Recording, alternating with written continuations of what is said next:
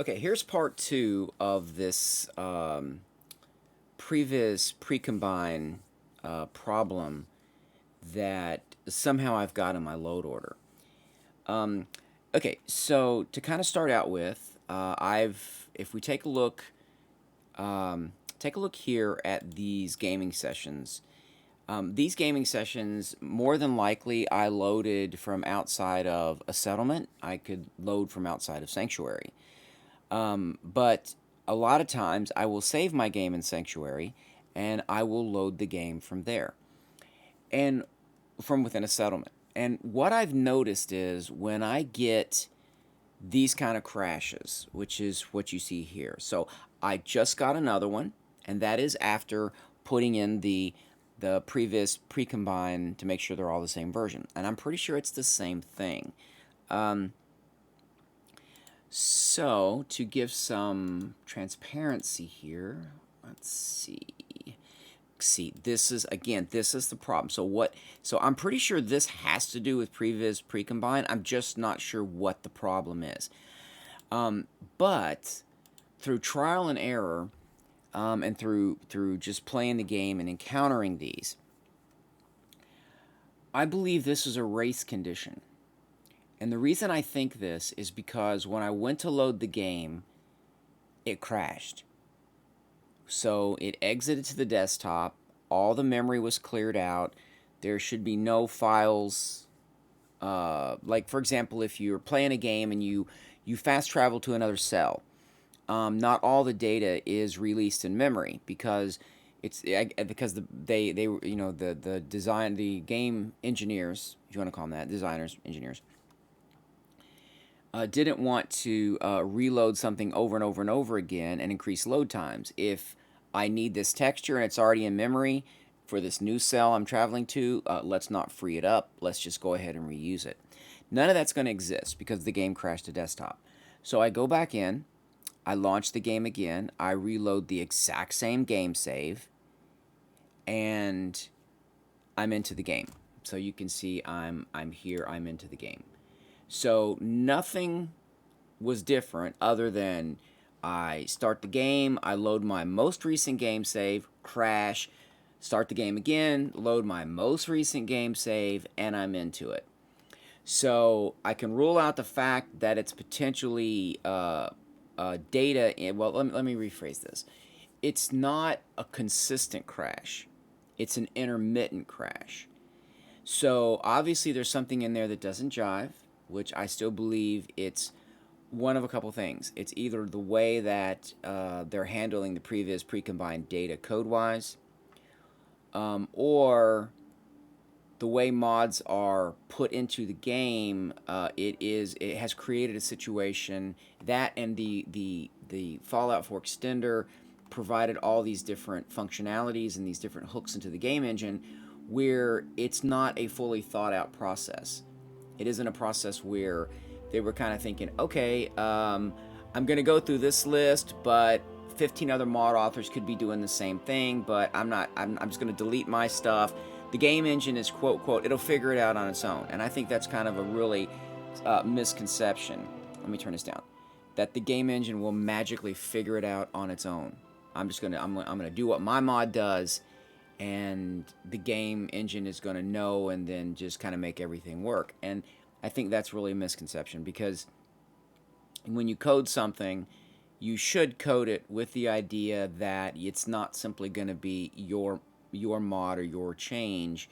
There's other things that could go on at the same time, and that's not really like a criticism. It's more of a philosophy, because that's really seems to be the basis of most of what I see on forums where people are having problems. They're like, hey, this is supposed to put a gun in my game. This is supposed to put some armor.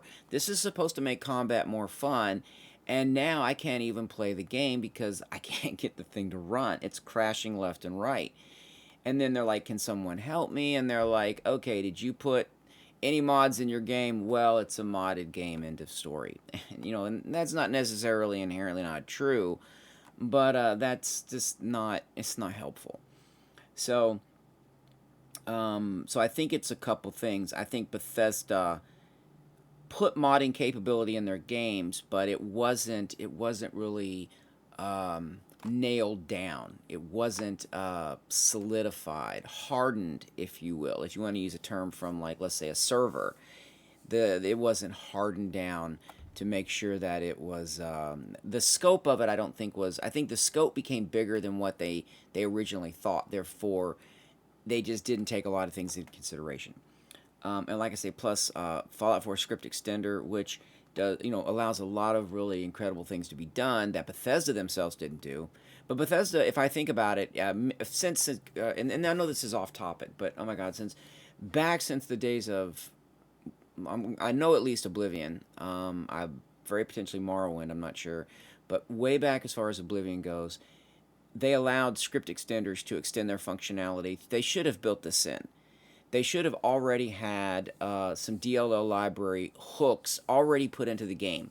So they ship a blank DLL, an empty DLL, that could then be modified. That the code could be modified or changed, or code created and then given the same name as a DLL, and then the thing just automatically loads itself. They should have done that.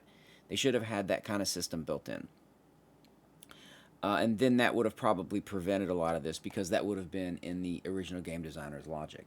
Okay, so back to this. So I load the game cold, crash, load the same game cold again, and I'm back in here.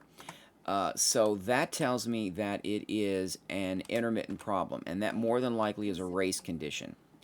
So there's more than likely a condition that's happening at a particular time that is causing the crash. Now, what's interesting is that the files that are being loaded.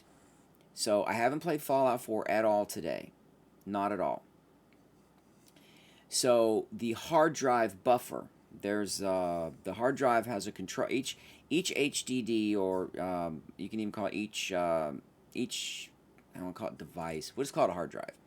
So whether it's SSD or on a memory stick or whatever, just a storage device, has a controller board built onto it. You can replace these boards, but it has a controller board built onto it, and on that board is a memory buffer. It's just RAM. It's memory, and that saves the hard drive from having to go back and load the same data over and over again. So it buffers the data, and it does more than that. It can do what they call read ahead. So instead of reading sectors, it might read a whole track. So it's faster to read the track. If I'm on track, let's say I need sector 5 on track 3, but I'm on track 3, but I'm actually on sector 20. I don't have to do any timing or anything to wait till I get to it. I read the whole track in. It's faster to read the track in, throw it in a temporary buffer area, and then extract that from the buffer area at very, very high speed. So it's just a faster way. It's a way of improving hard drive throughput. So that's what's crashing. What's interesting is that's the only variable that's different. So I'm actually going to run over here and show you. I'm going to get you an area and show you some pre-combined stuff. So that's the only variable that's different. Is once I tried to load it and it crashed, some of the files are already buffered in the controller board of the hard drive, or in my case, the SSD. So it's already buffered there. And then when I load it again, it's pulling the data from the buffer, which implies that there is an issue where data is loaded from the hard drive or streamed in from the hard drive while other things are going on. So that's kind of a streaming thing where apparently it's not waiting for things to fully stream before other functions, other game functions or code is being executed, if that makes sense. And I think that would explain, and I think then if that's the case, that would be inherent to the fact that people drop from the sky, they drop on top of buildings, because things are not, they're trying to load things simultaneously, but they're not making sure that certain things are loaded prior to that. And then maybe F4SC opened up the door, a window in that I'm going to call it arena, but in that process that allowed things to be done out of sequence, which causes the issue. So I'm wondering if those things were fixed, if that would still be a consistent problem. So right here in Concord, this is where the problem's going to occur, and I'm going to switch pre-vis plugins so it will access different data so you can see what I'm talking about. Okay, so we have subways of the Commonwealth.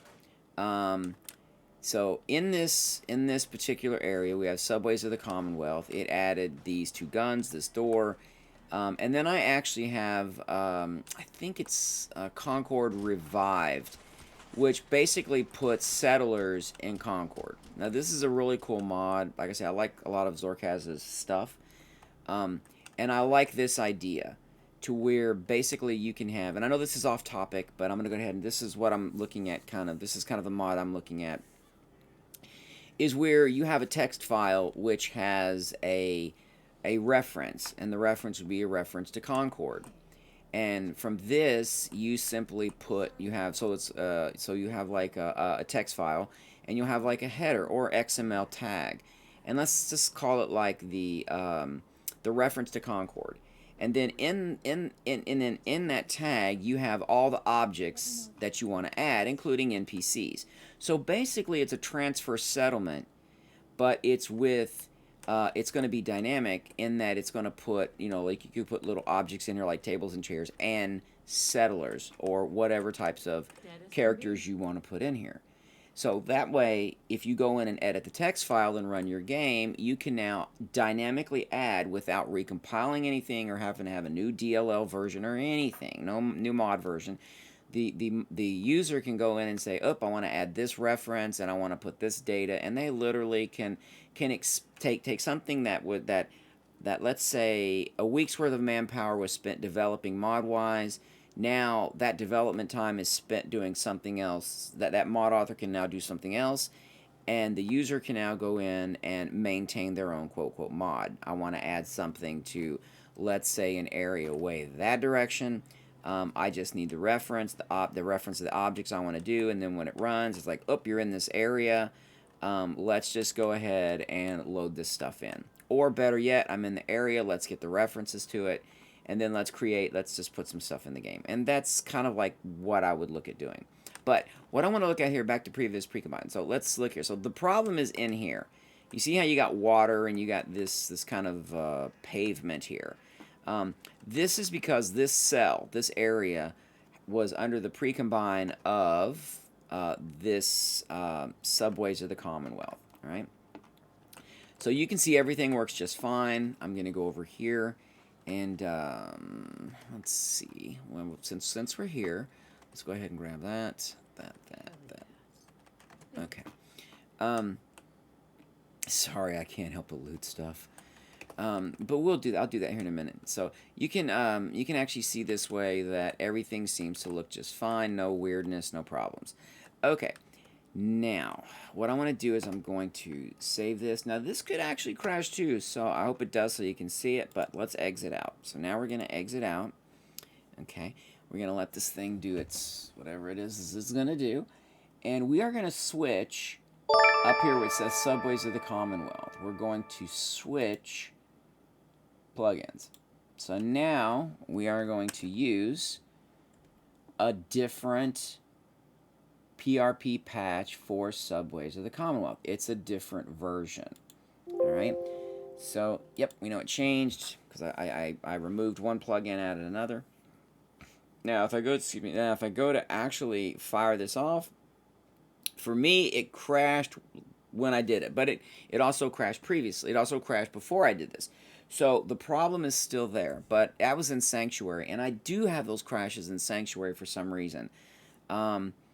Because there's a weird thing when I'm actually going into workshop mode and I'm putting objects down. I have trees that were previously removed. I have the LOD for trees that were previously moved popping in and out, even though they're not there.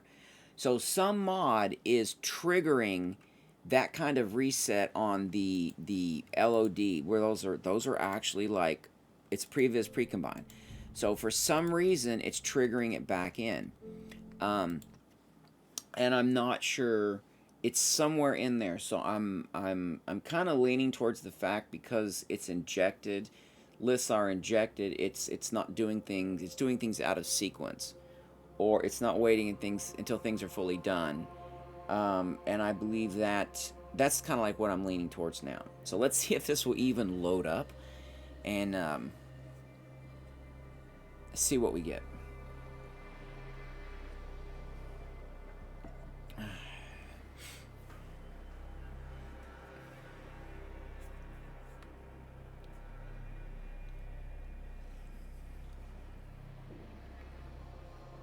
Because usually if it takes a while to load, it will crash.